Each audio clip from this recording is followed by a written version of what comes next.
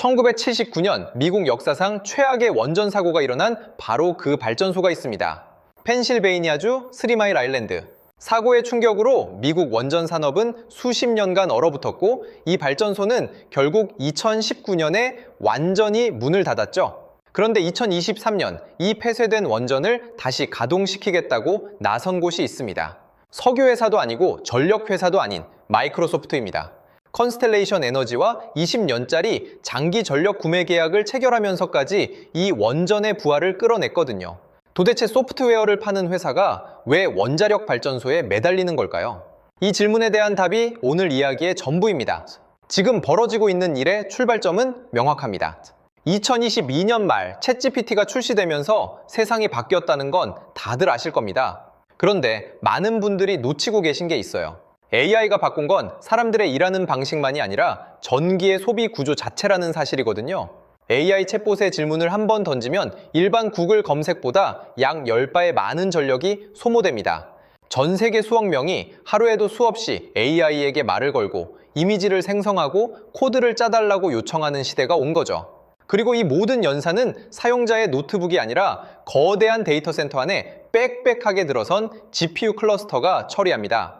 GPU 한 장이 스마트폰 수백 대 분량의 전력을 먹어치우고 이런 GPU가 수만 장씩 모여있는 데이터 센터는 소도시 하나와 맞먹는 전기를 24시간 365일 쉬지 않고 소비하는 셈이에요. 숫자로 보면 더 선명해집니다. 국제에너지기구 IEA는 2026년 기준으로 글로벌 데이터 센터의 전력 소비가 1000TWh를 넘어설 것으로 전망했었는데 이게 어느 정도냐면 일본이라는 나라 전체가 1년 동안 쓰는 전력과 맞먹는 규모입니다. 미국만 놓고 봐도 2023년 기준 데이터 센터가 전체 전력의 약 4%를 소비했는데 2030년이면 이 비중이 9%까지 치솟을 것으로 예상되거든요. 게다가 하드웨어 자체가 더 많은 전기를 요구하는 방향으로 진화하고 있습니다. 엔비디아의 차세대 칩들을 보면 블랙웰 세대가 기존 H200 대비 거의 2배 가까운 전력을 소비하고 그 다음 세대인 루비는 180kW, 베라루비는 360kW까지 올라갈 전망이에요. 칩 하나가 세대를 거듭할수록 더 똑똑해지는 만큼 더 많은 전기를 집어삼키는 구조인 거죠. 미국의 전기 수요는 지난 10수년간 거의 늘지 않았습니다. 그런데 이제 향후 5년간 15% 이상 급증할 것이라는 전망이 나오고 있고 그 성장의 대부분이 데이터 센터에서 비롯되는 겁니다. 자, 여기서 중요한 건 수요가 단순히 많아졌다는 게 아닙니다. 수요의 성격 자체가 달라졌다는 점이 핵심이에요. 우리가 여름에 에어컨을 돌리면 전력 수요가 급격히 올라갔다가 밤이 되면 떨어지잖아요. 기존 전력망은 이런 피크 수요를 감당하도록 설계된 시스템입니다. 발전소를 여러 개 갖추고 있다가 수요가 높아지면 추가 발전소를 가동하고 낮아지면 끄는 방식이죠. 그런데 AI 데이터 센터가 요구하는 전력은 피크가 아니라 베이스로드, 즉 기저 수요입니다. 낮이든 밤이든 여름이든 겨울이든 수기가와트 규모의 전력을 한순간도 끊김없이 계속 공급받아야 하는 거예요. 새 특정 고객 하나가 소도시만큼의 전기를 상시 소비하는 상황을 기존 전력망은 애초에 상정한 적이 없습니다. 미국의 전력 인프라는 수십 년간 대규모 신규 산업 수요 없이 운영돼 왔고 송전선은 노후화됐으며 새로운 전선을 까는 인허가 절차는 몇 년씩 걸리거든요.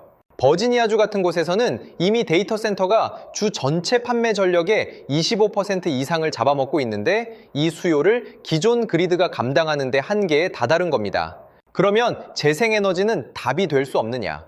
태양광과 풍력은 분명 엄청난 속도로 성장하고 있고 빅테크 기업들도 대규모로 투자해왔습니다. 하지만 구조적으로 해결이 안 되는 문제가 하나 있어요. 간헐성입니다. 해가 지면 태양광 패널은 전기를 만들지 못하고 바람이 멈추면 풍력 터빈도 서는 거죠. AI 데이터 센터는 새벽 3시에도 질문에 응답해야 하고 흐린 날에도 AI 모델 학습을 멈출 수 없습니다. 배터리 저장 장치가 이 간극을 메울 수 있지 않겠느냐고 할 수 있는데 아직은 비용과 규모 면에서 수기가와트급 데이터 센터의 전력을 온전히 백업할 수준이 되지 못하고 있어요. 구글의 에너지 담당 매니저조차 풍력, 태양광, 배터리가 탈탄소화에 중요하지만 안정적이고 조정 가능한 무탄소 전기 기술도 필요하다고 인정한 바 있습니다. 결국 24시간 꺼지지 않는 대용량 무탄소 전원이 필요한데 현재 기술 환경에서 이 조건을 모두 충족하는 에너지원은 사실상 하나뿐인 거예요. 원자력입니다. 그래서 빅테크가 선택한 전략이 단순히 전력을 더 많이 사는 게 아니라 아예 발전소를 직접 소유하는 방향으로 전환하는 겁니다. 이건 단순한 에너지 투자가 아니라 수직 계열화라는 산업 전략의 문제거든요. 아마존은 2023년 펜실베이니아주에서 폐쇄된 서스쿼해나 원자력 발전소 인근 데이터 센터 부지를 6억 5천만 달러에 매입하고 탈렌 에너지와 원전 전력 직접 공급 계약을 맺었습니다. 마이크로소프트는 앞서 말한 스리마일 아일랜드 원전 재가동을 위해 20년짜리 장기 전력 구매 계약을 체결했고요. 구글은 한 발 더 나아가서 소형 모듈 원자로 스타트업인 카이로스 파워와 계약을 맺고 2030년대까지 500메가와트 규모의 SMR 전력을 공급받겠다는 계획을 세웠습니다.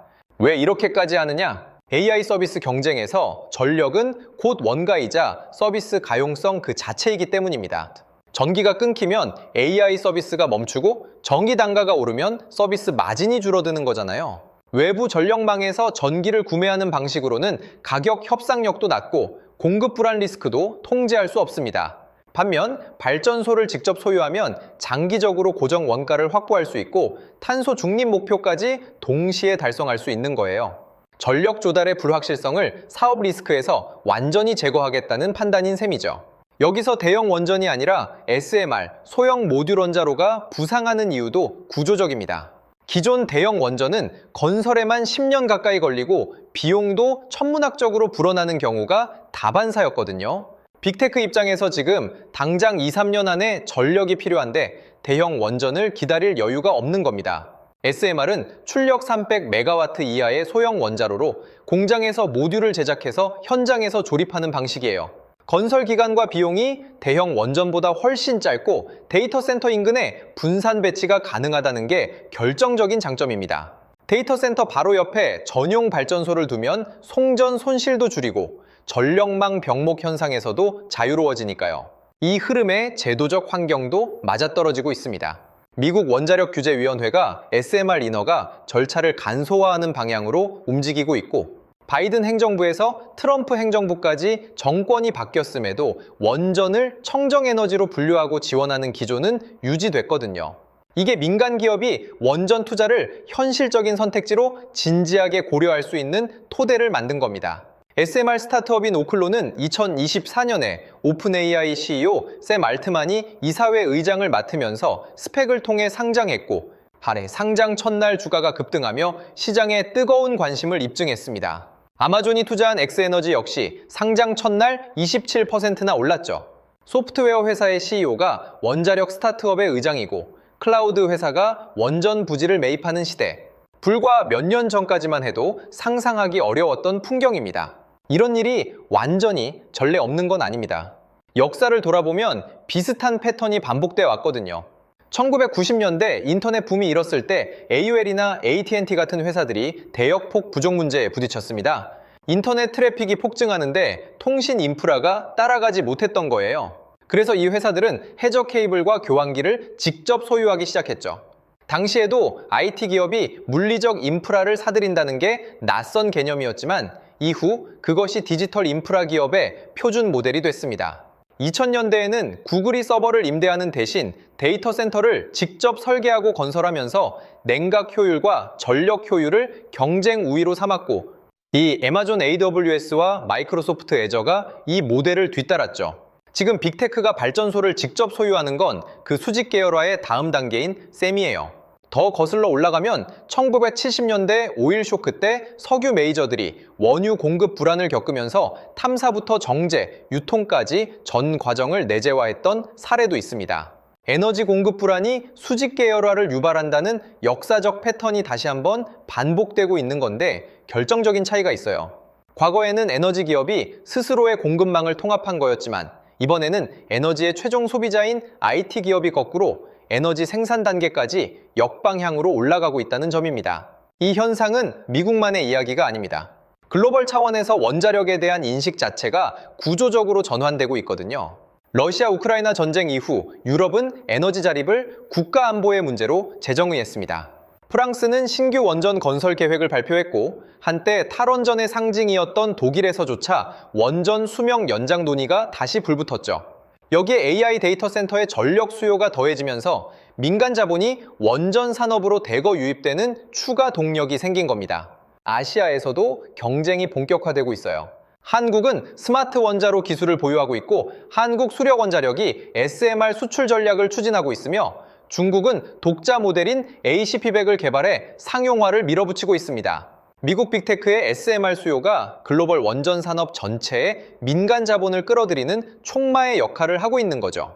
ESG 관점에서도 흥미로운 변화가 일어나고 있습니다. 많은 ESG 투자자들이 오랫동안 원전을 기피 대상으로 분류해 왔잖아요. 핵 폐기물 문제, 사고 리스크 때문에 원전은 친환경의 반대편에 있다는 인식이 강했죠. 그런데 EU 텍소노미가 원전을 녹색 에너지로 공식 분류했고 탄소를 단 1g도 배출하지 않으면서 24시간 안정적으로 돌아가는 전원이라는 특성이 재평가되기 시작한 겁니다. 특히 구글, 아마존, 마이크로소프트 같은 기업들이 자신들의 탄소 중립 목표를 달성하는 핵심 수단으로 원전을 공개적으로 선택하면서 원전의 ESG 포지셔닝이 근본적으로 바뀌고 있는 거예요. 탄소 없는 디지털 미래를 만들겠다는 빅테크가 그 미래를 위한 전기를 구하려고 수십 년 전 기술인 핵 분열로 돌아가고 있다는 역설. 이 역설 안에 지금 벌어지고 있는 에너지 산업 재편의 본질이 담겨 있는 셈이죠. 결국 지금 목격하고 있는 건 에너지 산업과 디지털 산업 사이의 경계가 허물어지는 과정입니다. 과거의 빅테크의 경쟁력은 더 뛰어난 알고리즘, 더 많은 데이터, 더 빠른 칩에서 나왔습니다. 하지만 AI 시대에는 이 모든 것의 밑바닥의 전력이라는 물리적 제약이 놓여 있다는 사실이 드러난 거예요. 아무리 좋은 칩을 확보해도 그 칩을 돌릴 전기가 없으면 소용이 없고 아무리 거대한 데이터 센터를 지어도 안정적인 전원이 뒷받침되지 않으면 서비스가 멈추니까요. AI 시대의 진짜 인프라 전쟁은 반도체에서 시작됐지만 결국 전기로 귀결되고 있습니다. 그리고 그 전기를 확보하기 위해 소프트웨어 기업이 원자력 발전소를 사는 불과 몇 년 전까지는 상상할 수 없었던 시대가 지금 열리고 있는 겁니다.